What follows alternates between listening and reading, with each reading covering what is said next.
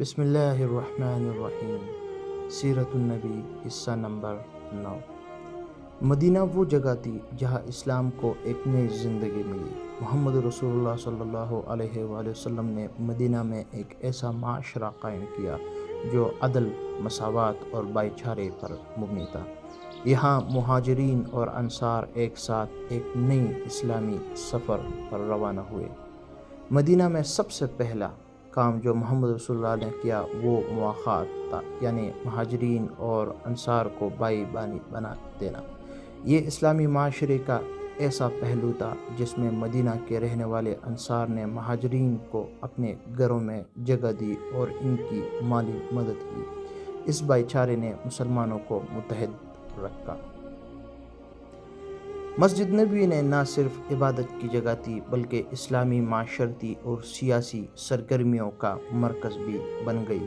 یہاں سے محمد رسول اللہ صلی اللہ علیہ وسلم نے مسلمانوں کو دین کی تعلیم دی، ان کے مسائل حل کیے اور ایک منظم اسلامی ریاست کی بنیاد رکھی۔ مدینہ میں مختلف قبائل رہتے تھے جن میں یہودی قبائل بھی شامل تھے۔ محمد رسول اللہ صلی اللہ علیہ وسلم نے ان سب کے ساتھ ایک معاہدہ کیا جسے میثاق مدینہ کہا جاتا ہے۔ یہ معاہدہ اسلامی ریاست کا پہلا تحریری آئین تھا جس میں سب کو برابر کے حقوق دیے گئے۔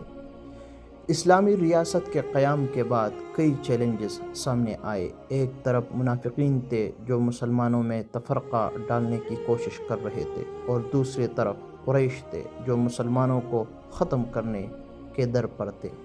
ان سب مشکلات کے باوجود محمد رسول اللہ صلی اللہ علیہ وآلہ وسلم نے صبر، حکمت اور اللہ پر بھروسہ سے ان کا سامنا کیا۔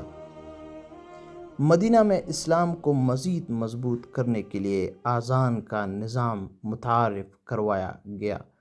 حضرت بلال رضی اللہ عنہ کو اذان دینے کے لیے چنا گیا۔ اذان کی آواز مدینہ کی فضا میں گونجنے لگی اور اسلامی معاشرت مزید پروان چڑھنے لگی۔ آج کے لیے اتنا ہی کافی۔ انشاءاللہ اگلے قسط میں ہم بیان کریں گے کہ مدینہ میں اسلامی ریاست مضبوط ہو رہی تھی، لیکن مکہ کے کفار ایسے برداشت نہیں کر سکتے تھے۔ وہ مسلمانوں کو ختم کرنے کی سازش کر رہے تھے اور بہت جلد ایک عظیم جنگ ہونے والی تھی۔ آج کے لیے اتنا ہی کافی۔ والسلام، جزاکم اللہ خیرا۔ السلام علیکم ورحمۃ اللہ وبرکاتہ۔